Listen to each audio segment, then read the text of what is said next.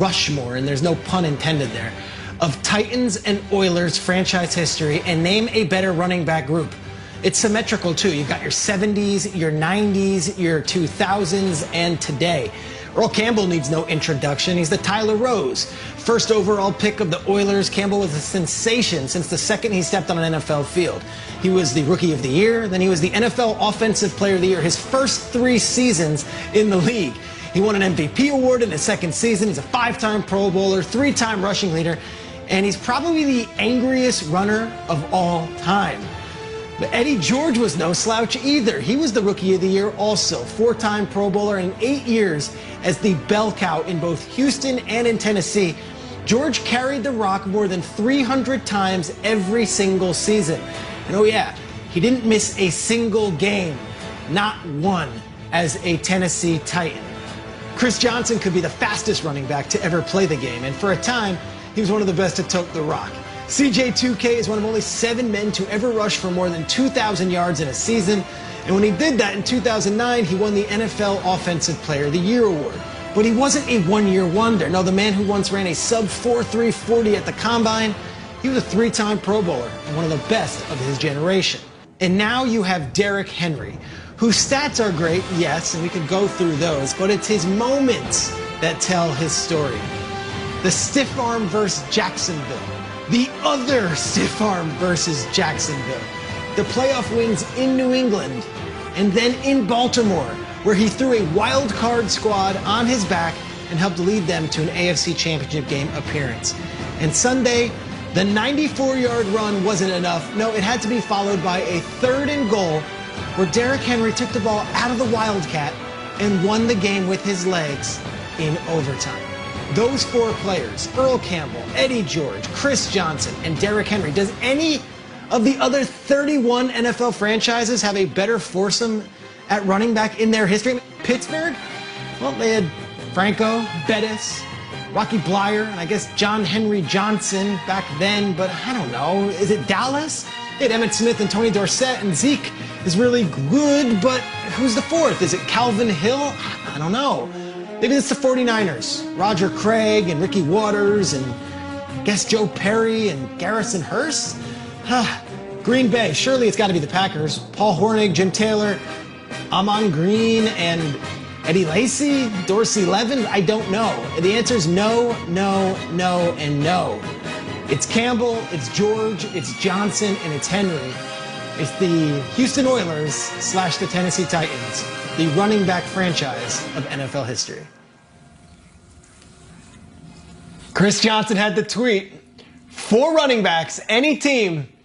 Kyle, I'll go to you. Can you name a better franchise when it comes to the running back position? First of all, that was spectacular. Spectacularly done, produced. That should win an Emmy. That's amazing. And it got us thinking. If this happens in June and Chris Johnson tweets that, we talk about this for 3 straight weeks. It's a great topic. For sure. And I do think, Peter, that there's some teams that take a run at it. I actually think the Chiefs have kind of an interesting say in it. But I will finish your thought on the Dallas Cowboys. I think it is Tony Dorsett. I think it's Emmitt Smith. I think it's Ezekiel Elliott. And I'm going to put Herschel Walker in there, who before the trade had a 1,500-yard season, is one of the greatest talents of all time. I think Cowboys-Titans is a great matchup. I would put America's team in that conversation for sure. Yeah, I guess I'm in a storytelling mood. I remember I was 12 years old, shuffling through these boxes, and I popped in my dad's old tapes from the University of Washington. He was a strong safety for the Huskies. And I was talking with my dad as he walks in the room after work, and I was like, Dad, who's the toughest running back you ever faced? He paused for a second, looked up, and he said, there was this running back that Texas had. His name's Earl Campbell. Toughest dude I've ever tried to tackle. He's the best running back I've ever seen with my own 2 eyes. So then this young, curious Nate started figuring out ways to watch him. And then I saw him running through his jersey. Guys trying to grab him, hit him low.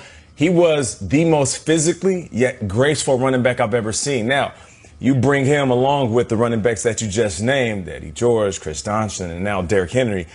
Trades, I might not have to argue, or I don't want to argue with Chris Johnson. That's one hell of a group, and they have everything from the Thunder to the Lightning. I think I'm in agreement with Chris Johnson.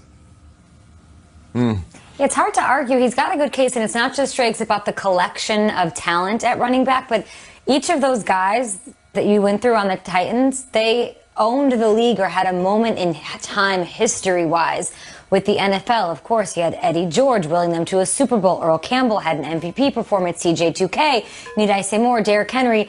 I mean, he hasn't won a Super Bowl yet or quite had his moment, but he really has. 2 shocking upsets in the playoffs. So it's all about these like moments that are unforgettable where they've stood alone too, and also collectively. Yeah, different cities, different decades. The 49ers fans are saying, well, what about Frank Gore? Yeah, that was an omission. Fine. Put Frank Gore in there, right? So then you've got Frank Gore and you've got Ricky Waters and Roger Craig. I still don't think it matches what they had in Houston and Tennessee. And this guy right here, Derrick Henry. Peter. It's hyperbole to say it. Lions fans are saying, give us Barry by himself. Yeah, well, there's a lot of those, Kyle. There's a lot of teams that had great. Browns fans are like, Jim Brown, thank you, conversation over. Well, no, these guys had 4 different guys over history. And I can't wait to see Derrick Henry this weekend against the Steelers. I just can't wait. That's a great defense, and Derrick Henry is doing just heroic things. Yeah. This gets me excited, seeing old NFL films and seeing Earl Campbell. Me too. I don't know, guys. What do you think? Can Derrick Henry keep it going against Pittsburgh? We'll see. We'll see. We'll talk about it. Break that game down. Of course, after this, more Good Morning Football. Tom Brady, guys, and the Bucs are headed to Vegas. Tom Brady and Gruden have a little history. One of the most famous calls of all time. We'll hear from TV12 next. Push past the limit. We move forward because we move stronger. Yeah, make it movement. We the movers. Time to separate.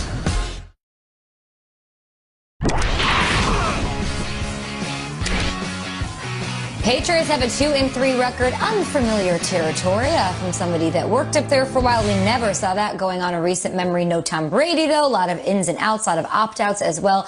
Now, we've got a former Patriot making a return, an appearance back in New England. That guy, of course, is Jimmy Garoppolo. And with more in the reunion, a guy who's always touted Jimmy Garoppolo. I used to make fun of him for it, even when he wasn't on the team. His name is Mike Giardi. Mike, tell us what's going on. Well, we can't talk about San Francisco coming to New England without talking about Jimmy Garoppolo facing his old team. Of course, traded by the Patriots in late October of 2017. At that time, Bill Belichick said he couldn't have asked Jimmy to do any more than he did as Tom Brady's backup and for what he did for the team, and that it is important for him to send him to a good coach in Kyle Shanahan. He's gotten good results, won a lot of games in San Francisco, and of course got to the Super Bowl last year, although we know how that ended. Hasn't been a great start to 2020 for Jimmy, but Belichick says you can still see all the things that we thought of Jimmy. He's a good quarterback, he makes good plays, and we expect his best. Devin McCourty recalled playing with Garoppolo and said, look, he was a gamer. Practice, sometimes it didn't look so great, but you knew the moment he went out there, whether it be a preseason game or, of course, in those few starts that he got in place of Brady when Brady was suspended, that he was going to give you his best effort. He said, we never had a doubt, and we know he'll be fired up to face us on Sunday. Appreciate you, Mikey G. Time for a little big deal or no big deal. We know Bill hates to lose every time he has to lose or does lose, but is that hatred escalated? Does it go up a notch when he does face one of his former pupils, one of his former coaches, quarterbacks like Jimmy Garoppolo? Get out your Microsoft Surfaces, guys. Riddle me this. Is it a big deal or is it a no big deal for Bill Belichick when he faces one of his former guys, Peter? I'm going to say no big deal. We've seen Matt Patricia beat Bill Belichick numerous times in the recent years. We've seen guys like Josh McDaniels go from when he was a Denver coach and beat him, but we've also seen players come back into Foxborough and have great performances. Remember, the Tennessee Titans came into Foxborough in a playoff game, and though Ryan Tannehill wasn't a former Patriot, Logan Ryan sure was, and so was Malcolm Butler, and so was Mike Vrabel, and so were a bunch of guys. Like, this whole myth that, like, oh, we're going in and we're playing big bad, big brother. In so many cases, you make your Star Wars references to going up against whoever you want that is the old father that we can't beat. I don't think that's such a true myth anymore. I think that teams aren't scared to go up against Bill Belichick. A lot of these players are like, all right, he's a coach and I'm on a new team and we find a way. Garoppolo's had a Super Bowl appearance since he was with Belichick. He's also had some incredible plays and moments of his own, and I don't think Kyle Shanahan is scared in the slightest. So I'm going to say not a big deal. It's a cool storyline, but maybe it would have been a little cooler when Tom Brady was there. He's not anymore. Yeah, that makes sense. And I believe that for the Patriots or even Bill Belichick, it's no big deal. But to Peter's point, I think to the player, it is a big deal because what they're saying essentially is that they could win without you as a coach on the staff. They could win without you as a player on the staff. So for players coming back now and seeing the weakness, almost like the Patriots are an animal limping, wounded, they're going to take advantage. So if I'm Jimmy G, I'm coming there to ruin any chance of them guys getting back on track. So yeah, this is a big deal to Jimmy G because they did let him go and Tom Brady isn't there. And even though Jimmy G is living a life, he went to the Super Bowl last year, he's had success, he's an absolute winner. Oh, and he has a huge contract. I know deep down inside, he still knows that the Patriots let him walk away and traded him to San Francisco and didn't allow him to be the backup quarterback and the future quarterback for the Patriots. You know, I'm going to go big deal, too, just because we don't see this much. We don't see a lot of these old Bill Belichick players who are still in it come back and beat him. Normally when he's done with you, it's because football's done with you, and there's not a lot of retribution. But listen, it was probably almost 20 years ago, I think, the Lawyer Malloy game with the Bills beating up the Patriots in week 1. That still gets talked about. That still sticks out. That still stinks for a Patriots fan, and it was 20 years ago. So having a quarterback now who's got a new thing and you could have had him and this and that, I think it's interesting. The scheduled guys did not give us Bucs versus Patriots this year unless they meet in the Super Bowl. That, of course, would be the ultimate. But in the meantime, we just don't see a lot of guys who used to be under Belichick and now have a whole great thing going come back and beat him, especially if it sends them to 2-4 and sends them spiraling towards the drain. So I think it's a big deal. Especially when he's had to answer so many questions about the relationship between Brady and Jimmy and whether he likes him more and what he looks like. I'm with you, Kyle. Next up, it's the Cleveland Browns against the Bengals, guys. The Browns coming off a punishing loss to the Steelers, and head coach Kevin Stefanski was asked if his team would be playing with a little more oomph, a little more gumption, a little more something this week. Take a look. I think the guys are have been pretty focused throughout. Yesterday was a good practice, and guess what? Today's got to be a good practice. So that's kind of the mindset that the guys, when they walk through those doors, they got to be ready to work. Okay, so Stefanski is saying they'll play with the same fire as they always do, gentlemen, win or loss.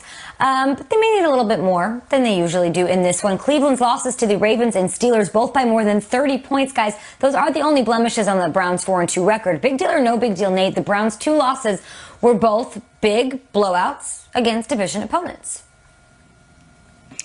I'm going to say this is a big deal. Let me share a story with you guys real quick. When I was 16, I remember going to a basketball game with the family, and on the way back, I was thinking to myself, man, I can't wait to get this piece of candy that I left in the house. I know where it's at. It's in my hiding place. Ooh, I cannot wait. Okay. So we get home, and my older brother, who was in college at the time, found that piece of candy, and he started eating it right in front of me. And I thought to myself, I'm 16. I'm grown. I went through puberty. My voice is deeper. I got a little bit of hair on my chest. So I stepped up to my brother, and I got to keep it all the way real. He whooped my butt. He put me in a wrestling move I could not get out of, gave me about 5 rib shots, and I was aching. The whole point I'm trying to make is when I thought I was ready to fight with my older brother, he basically put me in a headlock and said, you're not ready. That's exactly what happened to the Browns. Just when we thought they hit puberty, the voice was deep and a little hair on the chest, seems like the Steelers put them in a headlock, gave them a wet willy and a little noogie on the top, and it was like, no. You're still the little brothers of this division. This is a big deal. You ate your peanut butter cup and then went and grabbed your Game Boy too, Nate. That's exactly what it was. Dude. But I'm going to go the other way. I know what it was. You don't even have to say it. I'm going to say no big deal. It hurts me to see them get killed by their 2 biggest, most important rivals because I'm rooting for the Browns this year, unapologetically.